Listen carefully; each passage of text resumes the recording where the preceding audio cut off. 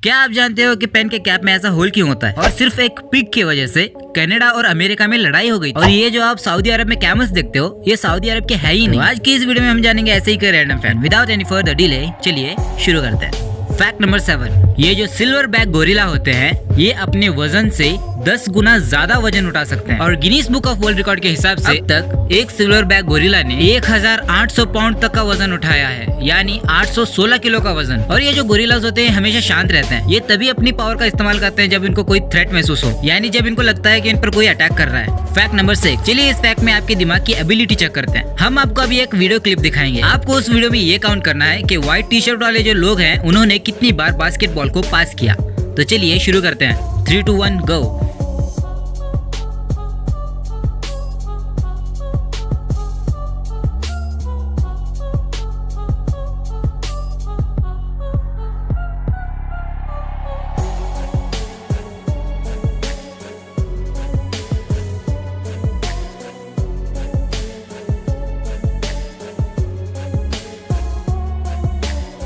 तो गिन लिया?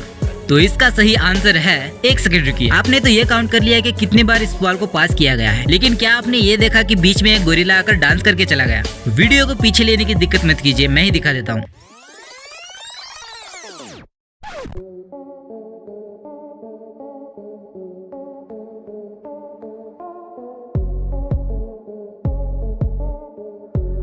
दरअसल ये टेस्ट था आपके सिलेक्टिव अटेंशन का। आपका दिमाग एक सिलेक्टिव ऑब्जेक्ट के ऊपर कॉन्सेंट्रेटेड था। वो देख रहा था कि ये बॉल कितनी बार पास हुआ है, और इसी वजह से आप इतना बड़ा बंदर नहीं देख पाए। इस चीज को हम अनकॉन्शियस सिलेक्टिव अटेंशन कहते हैं। इसका एक और एग्जांपल ये है कि जब आप कभी भी कुछ भी देखते रहते हो तो आपकी नाक हमेशा आपको दिखाई देती है, लेकिन आपका दिमाग उस चीज को नेग्लेक्ट कर देता है। और अब भी आप जब ये वीडियो देख रहे हो तो आपको अपनी नाक आंख के कॉर्नर से दिखाई दे रही होगी, लेकिन उस चीज को दिमाग नेग्लेक्ट कर देता है। और मेरे बोलने के बाद आपने आपकी नाक पर अटेंशन देना शुरू कर दिया, इसीलिए आपको आपकी नाक दिखाई दे रही है अभी। फैक्ट नंबर 5, सऊदी अरेबिया ज्यादातर अपने कैमल्स की वजह से जाना जाता है। लेकिन क्या आप मानोगे अगर मैं आपसे कहूँ कि ये कैमल्स सऊदी अरेबिया के है ही नहीं? दरअसल सऊदी अरेबिया कैमल्स को ऑस्ट्रेलिया से इंपोर्ट करता है। ऑस्ट्रेलिया में पहले कैमल्स को हैवी लोड उठाने के लिए यूज किया जाता था, और जैसे ही उनका काम खत्म हो जाता था तो कैमल को छोड़ दिया जाता था। और इस वजह से कैमल्स की पॉपुलेशन में अनवांटेड इजाफा होने लगा। And for this reason Australia अपने कैमल्स को सऊदी अरेबिया को एक्सपोर्ट कर देता है। फैक्ट नंबर 4, आज आपको एक अजीब वर्ल्ड रिकॉर्ड के बारे में बताता हूँ। मैथ्यू मैकिंग नाम के एक पैरामेडिक का एक बहुत ही बुरा एक्सीडेंट हुआ था 2001 में। और इस कार एक्सीडेंट में मैथ्यू अपना सीट बेल्ट लगाना भूल गया था,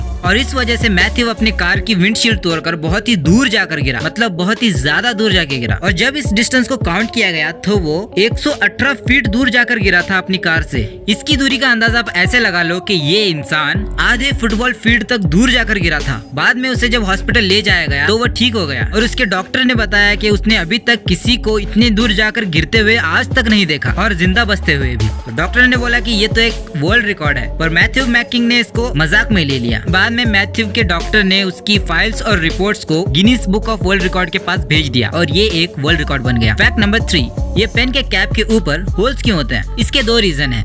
पहला, ताकि पेन में लीकेज ना हो, और दूसरा, ये कैप्स जो होते हैं वो बहुत छोटे होते हैं, और घर में छोटे बच्चे भी होते हैं। और आपने देखा होगा कि छोटे बच्चे हर एक चीज को लेकर अपने मुंह में डाल लेते हैं। तो ये होल इसलिए होता है ताकि बच्चे अगर पेन की कैप को निगल भी ले तो उनको कोई तकलीफ ना हो सांस लेने में। फैक्ट नंबर 2, ये जो अमेरिका में काउज होते हैं, अगर इनके किलिंग रेट को काउंट किया जाए तो ये शार्क के कंपैरिजन में ज्यादा लोगों को मारते हैं। शार्क लगभग एक साल में 53 लोगों को काटते हैं, और उनमें से कुछ ही लोग मरते हैं। लेकिन वही दूसरी तरफ काउज एक साल में 20 लोगों को मार देते हैं लगभग। फैक्ट नंबर 1, हमने दुनिया में कई सारे वॉर्स के बारे में सुना है, लेकिन क्या आपने ऐसी वॉर के बारे में सुना है जो एक पिग के वजह से स्टार्ट हुई थी? और ये छोटी मोटी वॉर नहीं थी, बल्कि 2 बड़े बड़े नेशन अमेरिका और कनाडा के बीच में हुई थी। दरअसल 1956 में अमेरिका और ब्रिटेन के बीच में एक अग्रीमेंट साइन हुआ था, और इस एग्रीमेंट में यूके और यूएस के बॉर्डर्स को डिसाइड किया गया था। तो उसके बाद क्या हुआ कि एक पिग जो कि ब्रिटेन को बिलोंग करता था, वो गलती से अमेरिका के एक फार्म में चला गया, और वहाँ जाकर उस फार्मर के पोटैटोज को खाने लगा। इस चीज से उस फार्मर फार्मर को गुस्सा आ गया और उसने गुस्से में आकर उस पिग को गोली मार दी। ये बात तो सिर्फ 2 फार्मर के बीच में थी,